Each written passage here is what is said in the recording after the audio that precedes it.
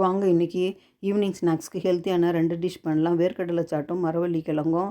மரவள்ளி கிழங்கு வேக வச்சுட்டேன். வேர்க்கடலை சாட்டுக்கு வேர்க்கடலை கொஞ்சமாக உப்பு போட்டு நல்லா வேக வச்சு தண்ணி வடித்து எடுத்து வச்சுக்கோங்க. இதுக்கு வெள்ளரிக்காய் 2 பீஸ் எடுத்திருக்கேன். கொஞ்சமாக தேங்காய் துருவி வச்சுருக்கேன். கொஞ்சம் மாதுளம்பழம் எடுத்திருக்கேன். ஒரு சின்ன வெங்காயம், ஒரு சின்ன தக்காளி பொடியாக கட் பண்ணி வச்சுருக்கேன்.